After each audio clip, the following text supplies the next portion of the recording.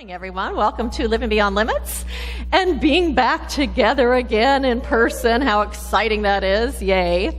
So welcome to our Sunday service. And for those of you who are joining us online, welcome also. So glad that you joined us. I am Reverend Jennifer Spear. We are a part of Centers for Spiritual Living. And so we're going to begin our service today by singing. That'd be a good thing, only my band I think they were drinking last night. So I got to have a talk with them and get them to cooperate here. So this song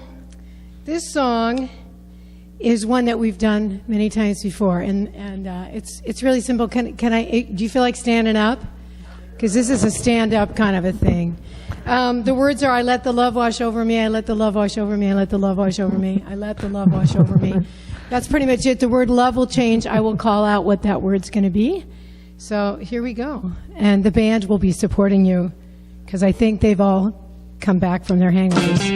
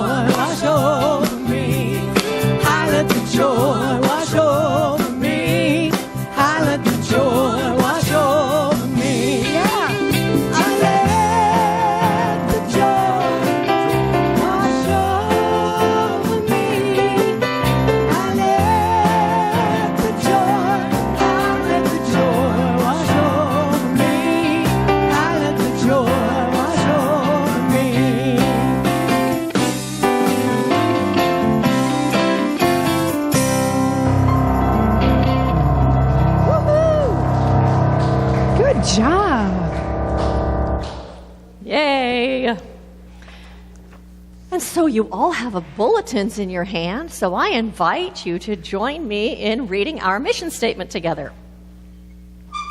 We are a sanctuary where people can discover and reveal the presence of God within their own being and experience their oneness with all life. Through the realization of this inner presence of love and peace, we give way to the evolutionary impulse of the divine and become a beneficial presence in the world. So that's exactly what we are up to here at Living Beyond Limits, as we are giving ourselves the opportunity, putting ourselves in a place that helps us remember, yes, indeed, that divine presence lives within us. That divine presence, that one power, that one life essence that expresses itself in and through everything, expresses itself within us.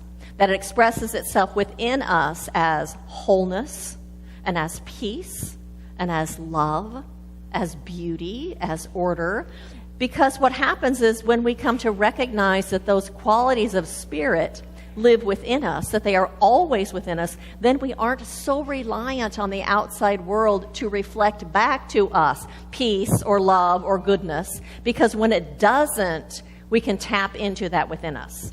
And when we can tap into that within us, then we can bring it forward. And that transforms the situations that we are in, transforms the conversations and the relationships. And so as we do that, we act as a beneficial presence in this world. And because we are all connected to everyone and everything, it doesn't just affect the immediate moment, the immediate conversation, but it ripples out like ripples in a pond that affects the whole because everything is connected to everything else. And so I thank each and every single one of you for answering the call of your own spirit to be walking this path and being a beneficial presence in this world. And so Barbara Conant, our practitioner, is going to come up in a moment and lead us in an evocation and do a contemplative reading for us. And Carrie Hillary is with us today. She's going to lead us in singing the prayer chant, We Are, that will take us into that evocation. And so I invite you just to begin to kind of settle into yourself and to move into that place of stillness within you, the place of beingness rather than doingness, and to allow yourself just to slow down a little bit and to touch your own divine essence.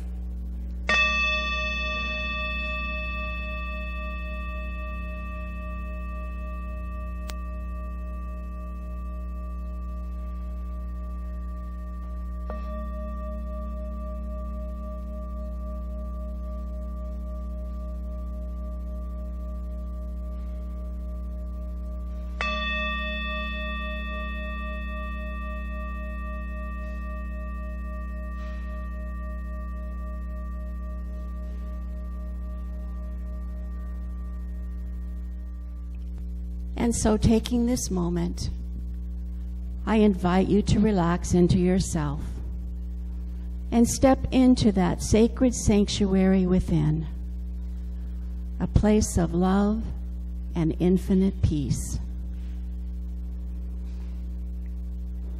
This is where we realize our oneness with the all good of life.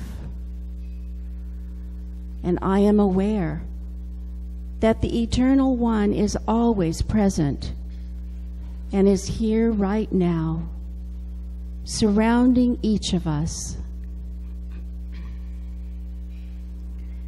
We are forever in the company of the source of life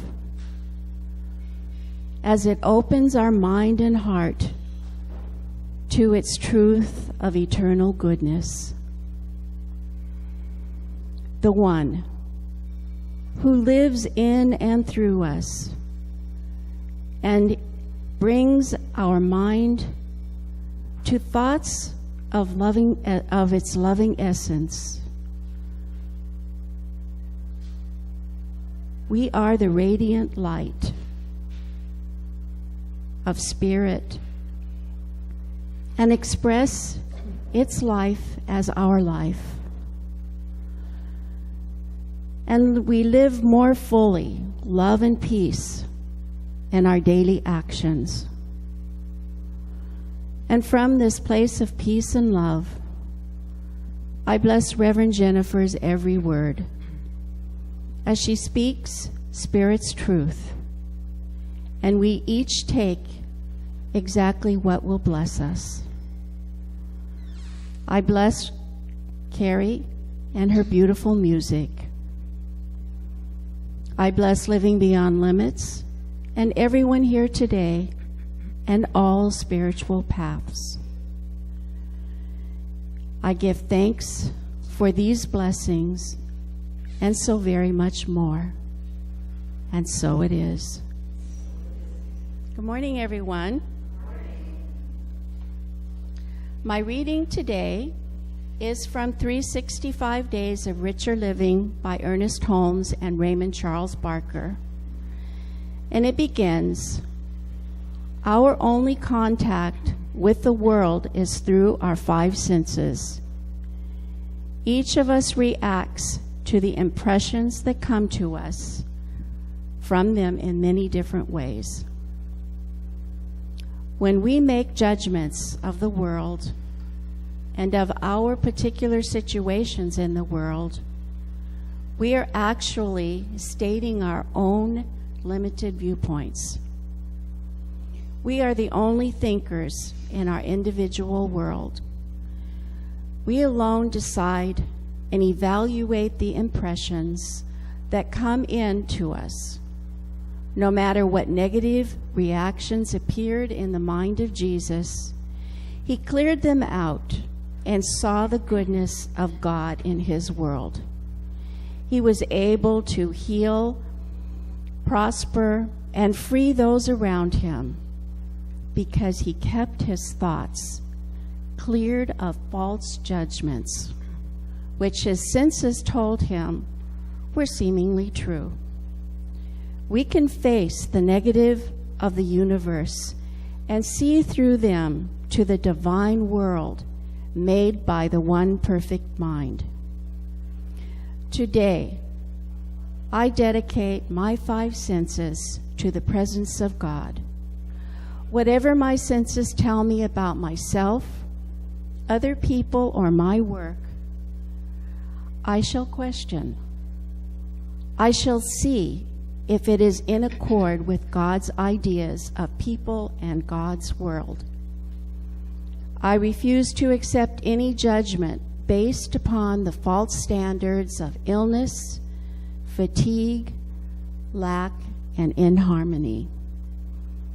These are not of God, and they cannot be true in my world, myself, or other people.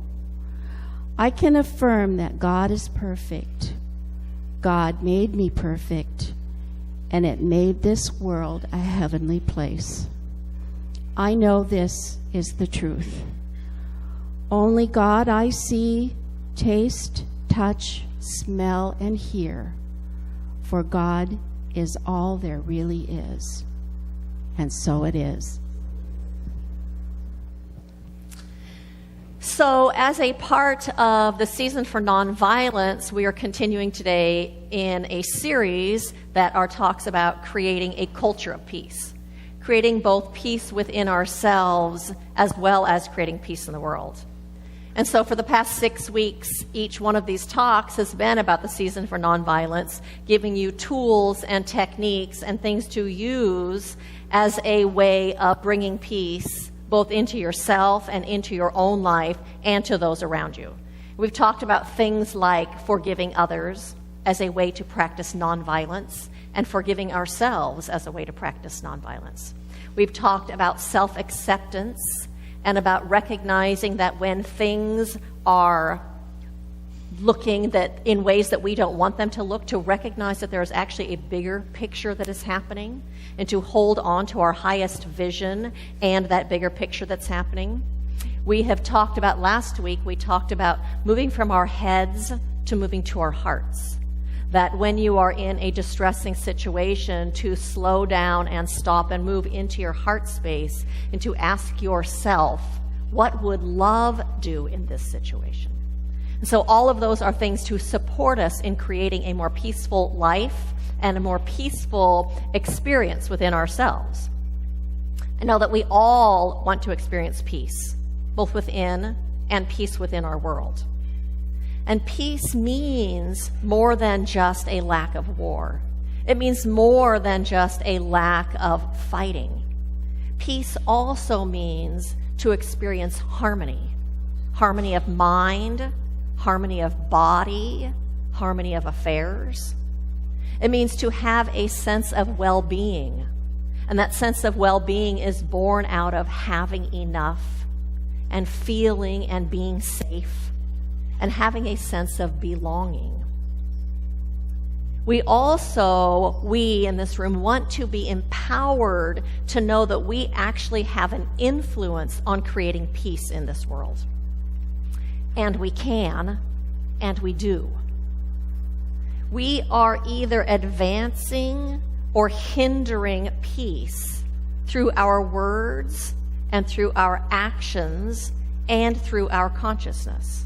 And when I say consciousness, I mean through our most deeply held beliefs and our attitudes and what we focus on and what we think about. Because consciousness attracts to it that which is like it and repels that which is unlike it. And so that means then if we have a consciousness of peace, that we attract people and situations to us that are peaceful.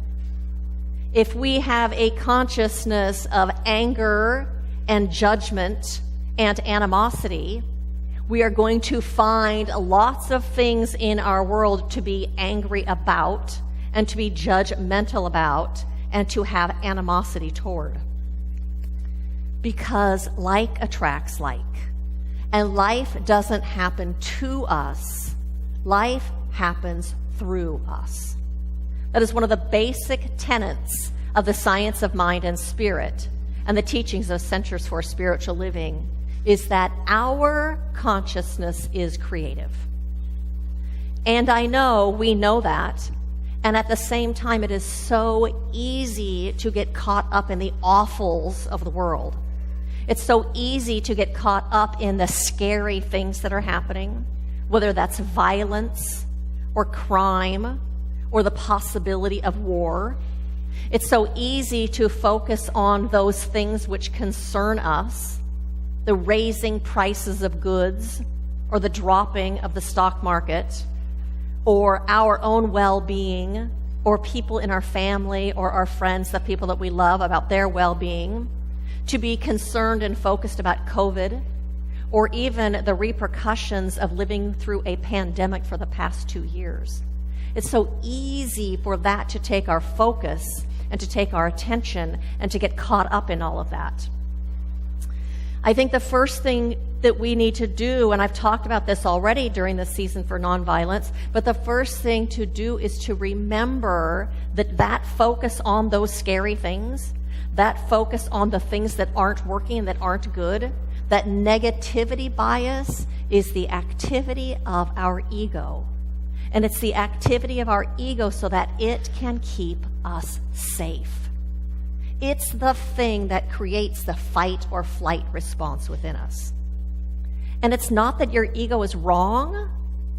It's just that your ego doesn't tell the whole story. Your ego doesn't depict or share the entire picture and all that it's happening. I think there's a part of us, really, that thinks that if we don't pay attention to what's going on in the news, we don't pay attention to what's going on in the world and all the most terrible things in the world, the horrors and the problems, whether it's the problems in the world or the problems in our political system or the problems in our own city, if we don't pay attention to those, I think there's a part of us that thinks that means then that we don't think those things are important. That isn't what it means. I also think there's a part of us that thinks if we don't pay attention to those things, we are somehow being irresponsible. Does that ring true to anybody in this room? But you know what I think? I think being aware of what's going on doesn't make you a responsible citizen. I think being aware of what's going on and then doing something about it is the thing that makes you a responsible citizen. But just being aware of it doesn't make you responsible, and it doesn't change anything, and it doesn't bring about a greater good. It doesn't make anything better. So what if instead you paid attention to, were aware of the things that are happening in the world, and then you used those things as a prayer request? What if you noticed and recognized those things that were happening in the world, and then you used those things as a call to spiritual practice? What if you use those things as a prompting to look for the capital T truth? The capital T truth that is already present in that situation, but is not being actualized.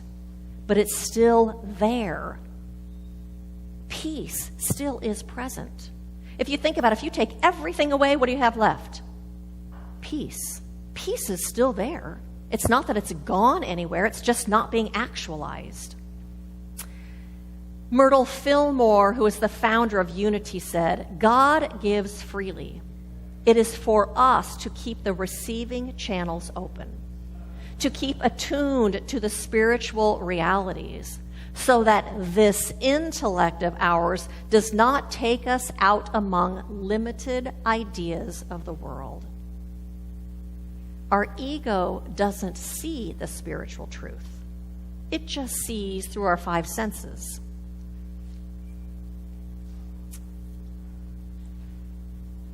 Our human eyes, our everyday mind only sees through our five senses, and our five senses only give us part of the picture of what's happening. Think about it. Think about how a frog senses this world. You know, a frog doesn't witness the beauty of a sunset, but a frog sees the microscopic movement of a bug on the top of the water that we don't see. Or I think about my dog. My dog can hear things that I can't hear. And I watched a nature show the other night, and they were showing a fox that lives in the desert of the Middle East. It can hear the footsteps of termites because that's one of the things that it eats. My dog can smell things that I don't smell, and not just smell them, but then decipher information out of what it smells. That's why dogs smell each other's rear ends. There's all sorts of information they're processing, or sniffing a tree. There's information that we're not aware of that they're getting there. A mosquito can smell carbon dioxide, your exhale that leads to its next meal. And turtles actually sense the magnetic field of this planet, which helps them navigate. Yet we think what we see or hear or touch or feel with our five senses is reality. We think the way that we perceive things from our everyday human mind and ego is reality. If I can't see it, it must not be real. We say that. But our five senses only perceive a very small portion of reality, of what is really out there. Doing spiritual practice enables us to comprehend something more. It enables us to comprehend something greater and something bigger. Doing spiritual practice enables us to comprehend a truth that our egoic mind does not see, that our five senses do not tell us. Spiritual practice enables us to see that truth, to know and feel that there is a greater truth, and also to claim that for ourselves in our lives. Raymond Charles Barker, in his book, Treat Yourself to Life, said, "When you do your daily treatments, affirm the desires of your heart. Declare your highest vision of good, and that it is now so. Not next year, but right now." You may say that is illogical. If you investigate the miracles of Jesus on the basis of logic, you would have to stop before you even started. Jesus could stand before a sick person and deny that there was a sick person. He didn't say, "Oh, Lord, heal the sick woman." He said to the woman, "You are well." And she was. He didn't stand in front of 5,000 people and say, "Oh, Lord, I hope this bread lasts. Oh, Lord, feed these hungry people." He gave thanks that there was more than enough bread, and there was. That is what you do in affirmative prayer. That is what you do in spiritual mind treatment. You look at the problem, but refuse to accept the problem, and instead accept the solution.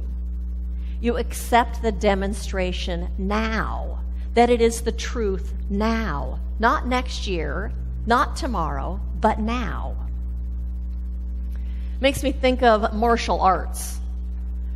I have something to share with you. It says in the ancient studies of martial arts, we see a beautiful metaphor in the physical world for precisely the way this principle works in consciousness.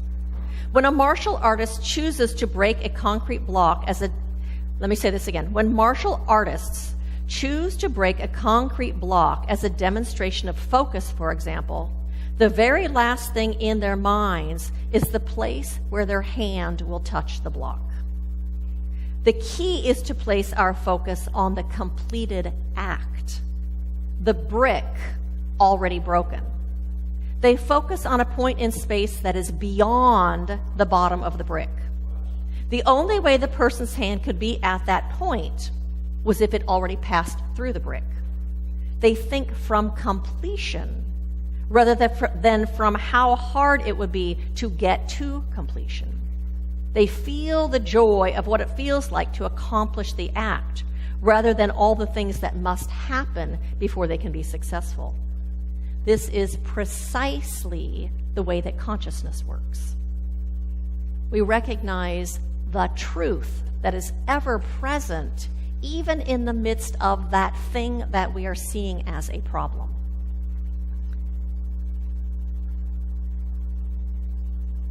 Spiritual practice takes us to a recognition of that spiritual reality right in the midst of what we are naming as wrong. Prayer and meditation and spiritual study help us recognize that peace is already present, even in the midst of chaos. That spiritual practice helps us recognize that there is an infinite intelligence that makes itself home in us and that makes itself home in everything in this universe. Spiritual practice enables us to realize that abundance is the nature of life, even where there is lack. That principle is still the nature of life. It enables us to see that love is our own nature and that love is greater than any fear. And so the title of my talk today is A Grand Opening. We are that grand opening. We are that grand opening for spirit to unfold itself through our minds and through our words and through our actions so that we might be participants in creating peace and healing in this world. I'm talking about spiritual practice lifts us out of that seeming problem and instead places us in the realization of truth, so that in turn we can let go of our fear and let go of our worry and let go of our concern. That consciousness of truth creates an opening for that to pour forth through us into our own lives and into the world. It creates a place for healing to occur within us and within the collective of humanity. Reverend Roger Teal, who is the minister in Colorado, Denver, Colorado, Mile High, said, "The old conundrum about the tree falling in the forest poses the question, if no one is there to hear it, does it make a sound?"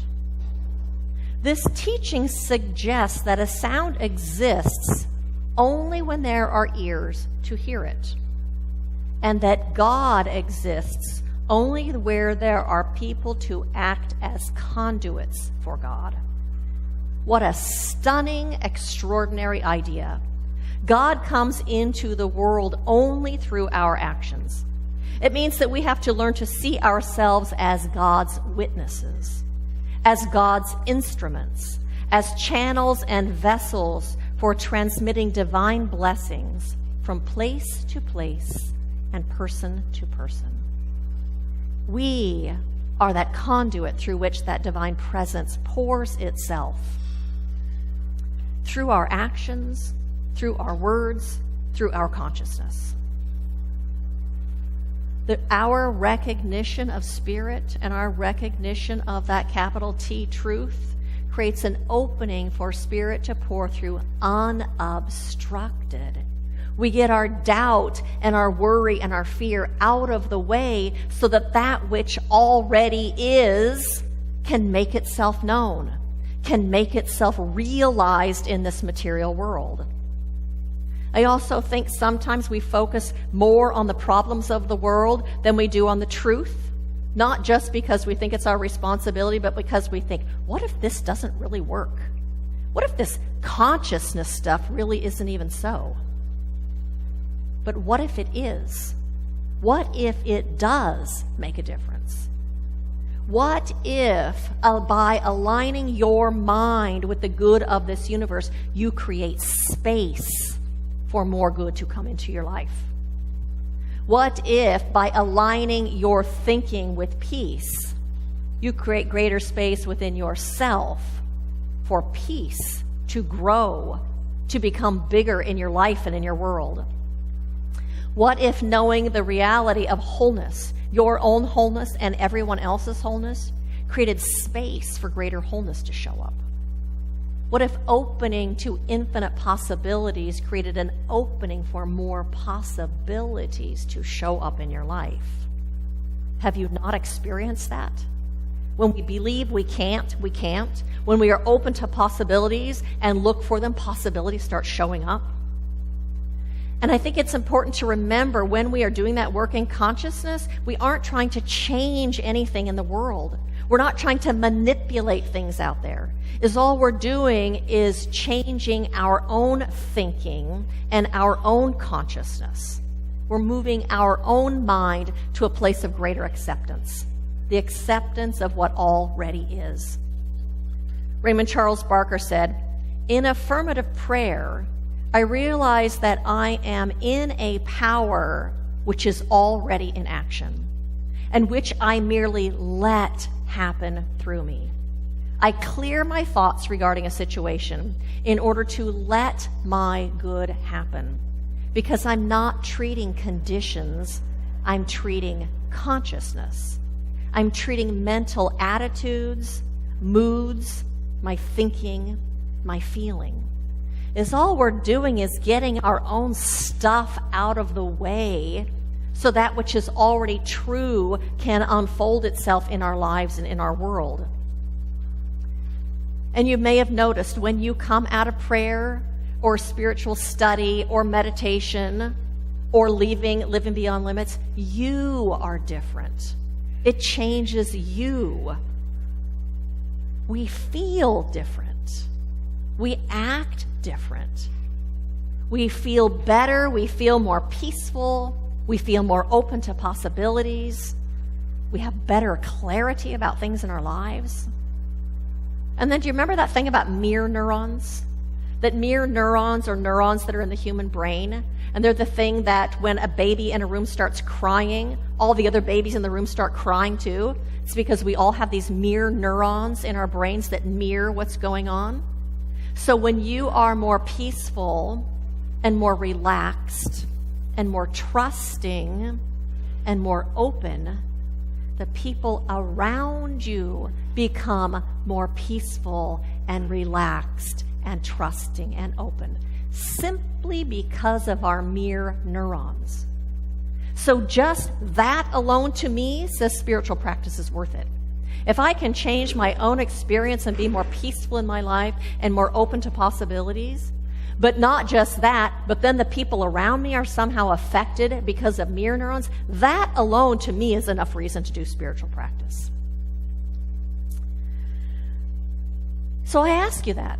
Has changing your consciousness made your life better from doing this spiritual practice? Has doing meditation or praying or spending time in nature or coming here to Living Beyond Limits made you more peaceful? Has it made you more calm? Has it given you a greater sense of well-being? If the answer is yes, then it's worth the practice. And it's worth us each recognizing, too, the more we do that practice, the better we feel and the better our lives are. That's why I said in the very beginning, it's so important to realize that negativity bias and that focus on the worst things is our ego. It's always the way your ego is going to respond in the world. That's its job. It takes us choosing the me. I am not my ego. My ego is part of who I am, but it takes me, my whole self, my spiritual self, the me that came to this planet to decide to do that spiritual practice. so that my life can be better, and in turn things around me shift also. And so my invitation to you is to use the distressing things of the world, the things that aren't right, the things that tweak you, to use those as a prayer request, to use those as a call to spiritual practice, so that you might step out of that which is distressing and move back into the place of your own wholeness and your own peace and your own good, so that you might return to the truth that life is good, that God is good, and that is always available. I invite you to disconnect from the problems of the world and to pray or meditate or do yoga or spend time in nature or just get quiet and listen within yourself, or come here or watch a video. There's so many things to do to shift our focus from what isn't working to a place of remembering, to recognize that there is an infinite presence within everything that acts through everything, to look for that, to see that. You have to look for it to see it, and recognize that the perfect solution to whatever is going on in your own personal life or in this world already exists. It's just waiting for us to open ourselves to it. Trust that. Look for that. Open yourself to that. And as a result, you'll be experiencing greater peace within yourself, creating greater peace around you, and you'll be acting as a healing and a beneficial presence in this world. And so blessings to every single one of you on this path of remembering, this path of owning your own spiritual and divine nature and bringing that into this world in a way that is healing and beneficial and beautiful. Thank you, every single one of you.